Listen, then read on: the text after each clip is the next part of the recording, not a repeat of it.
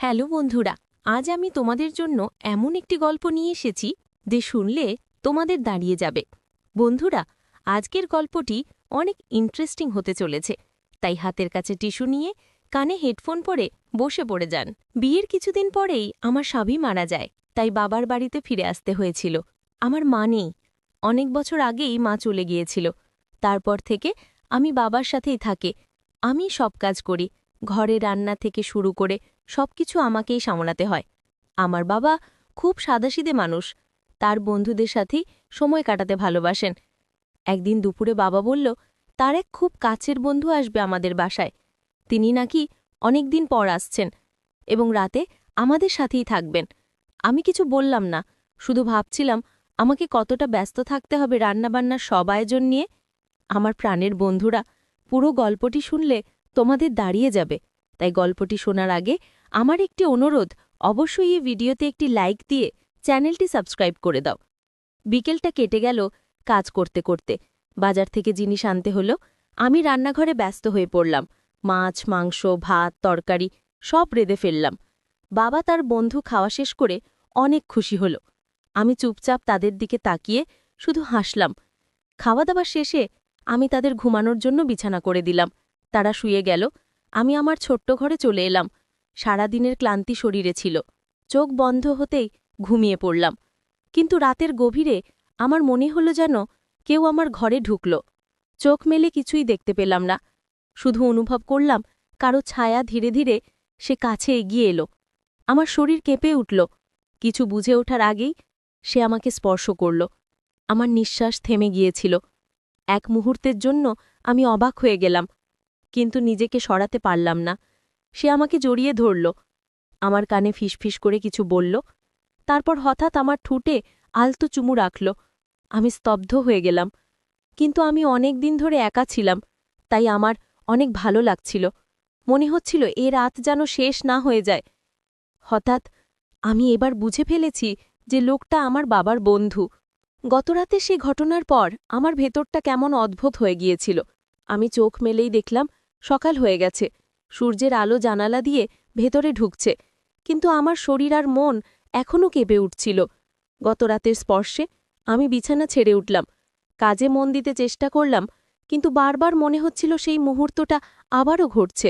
আমার ঠোঁটে যেন এখনও তার চুমুর উষ্ণতা লেগে আছে। আমি রান্নাঘরে ব্যস্ত ছিলাম। এমন সময় বাবার বন্ধু এসে দাঁড়ালো দরজার পাশে, চোখে এক অদ্ভুত হাসি। আমি কিছু বলতে পারছিলাম না। মনে হচ্ছিল বুকের ভেতর সব কথা আটকে গেছে। সে ধীরে ধীরে এগিয়ে এলো, আমাকে বলল, কাল রাতের জন্য ভয় পেতে না। সে শুধু আমার একাকিত্ব বুঝতে পেরেছিল। তার কথা শুনে আমার চোখে পানি চলে এলো। আমি কাপা গলায় বললাম, আমি অনেক দিন ধরে একা ছিলাম। সে আমার হাত ধরে ফেলল। আমি আর হাত সরাতে পারলাম না। তার চোখের দিকে তাকিয়ে থাকতেই বুকটা কেমন উষ্ণ হয়ে উঠল। আমার মনে হচ্ছিল এতদিন ধরে আমি যার খোঁজ করছিলাম সে যেন এই মানুষটাই। সেদিন দুপুরে যখন আমি একা ছিলাম, তখন হঠাৎ সে আবার এসে দাঁড়াল। চারপাশে কেউ ছিল না। সে আলতো করে আমার চুলে হাত বুলিয়ে দিল। আমি চোখ বন্ধ করতেই তার বাহুর মধ্যে হারিয়ে গেলাম।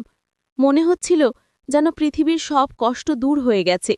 আমরা চুপচাপ দাঁড়িয়েছিলাম, কথা ছিল না, তবু হৃদয়ের ভেতর দিয়ে কথা চলছিল। সে আমার কপালে চুমু দিল। আমি চোখ নামিয়ে ফেললাম, কিন্তু ভেতরে এক অদ্ভুত সুখ কাজ করছিল। বিকেলের পর আমরা একসাথে বসে গল্প করলাম। আমরা দুজনেই হাসছিলাম। অনেক সহজ কথাও তখন খুব মিষ্টি মনে হচ্ছিল। আমি টের পেলাম আমাদের মাঝে এক অদৃশ্য টান তৈরি হয়েছে, যেটা আমি আগে কখনো অনুভব করিনি। রাত হলে সবাই ঘুমিয়ে পড়ল, কিন্তু আমার চোখে ঘুম আসছিল না। আমি বিছানায় শুয়ে শুধু ভাবছিলাম, সে কি আবার আসবে আমার কাছে, নাকি কাল রাতটাই ছিল একবারের মতো। হঠাৎ দরজা হালকা শব্দ করে খুলল। আমি চমকে তাকালাম। সে দাঁড়িয়ে আছে দরজায়। আমার চোখে চোখ রাখতেই সব প্রশ্নের উত্তর পাওয়া গেল। সে ধীরে ধীরে আমার কাছে এলো, আমার হাত ধরল।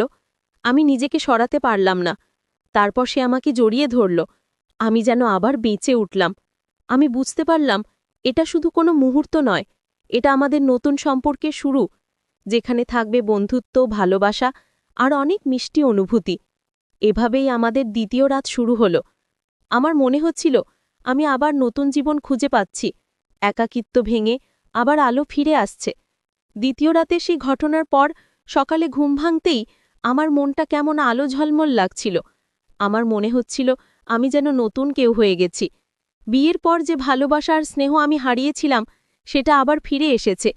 আমি রান্নাঘরে নেমেই খেয়াল করলাম বাবার বন্ধু আমাকে দেখছে, চোখে তার অদ্ভুত মমতা আর হাসি। আমি চুপচাপ কাজ করছিলাম, কিন্তু মনটা কাঁপছিল, কারণ আমি জানতাম আজ আবার কিছু নতুন হতে পারে। খাওয়া দাওয়া শেষে বাবা আর উনি গল্পে মুশকুল হয়ে গেলেন। আমি এক কোণে বসে শুধু তাদের কথা শুনছিলাম, কিন্তু তার চোখ বারবার আমার দিকে চলে আসছিল। আমি চোখ নামিয়ে নিচ্ছিলাম, কিন্তু ভেতরে ভেতরে আমি খুশি হচ্ছিলাম। বিকেলের পর আমরা একসাথে বসে গল্প করলাম। আমরা দুজনেই হাসছিলাম। অনেক সহজ কথাও তখন খুব মিষ্টি মনে হচ্ছিল।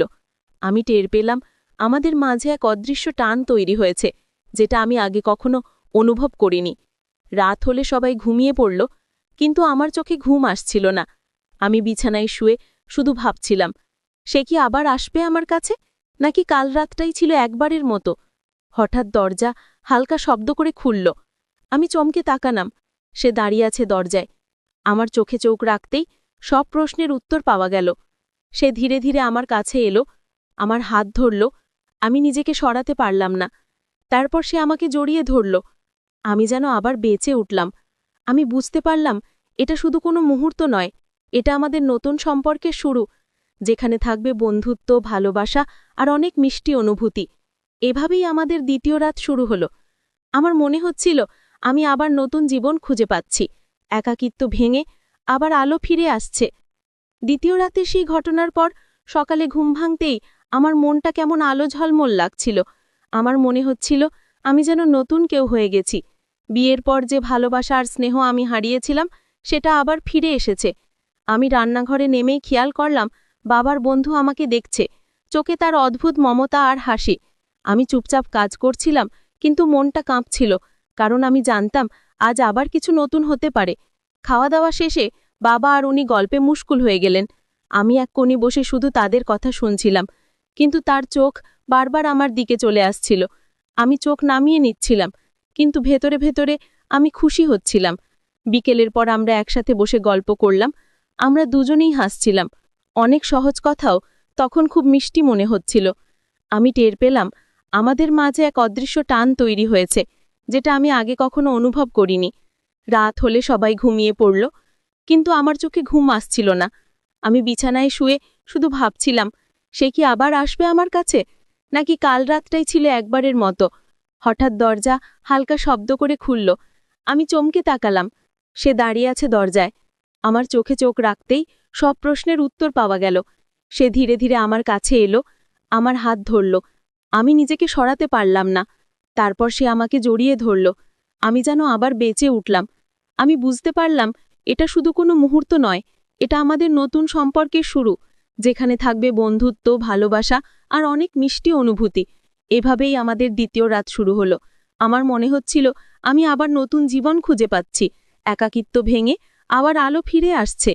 তো বন্ধুরা, আজকের গল্পটি এই পর্যন্তই। গল্পটি তোমাদের কেমন লাগলো অবশ্যই কমেন্ট করে জানাবে, এবং এরকম আরও মজার মজার ও ইন্টারেস্টিং ভিডিও পেতে এখনই আমাদের চ্যানেলটি সাবস্ক্রাইব করে পাশে থাকা বেল আইকনটিতে ক্লিক করুন। ধন্যবাদ।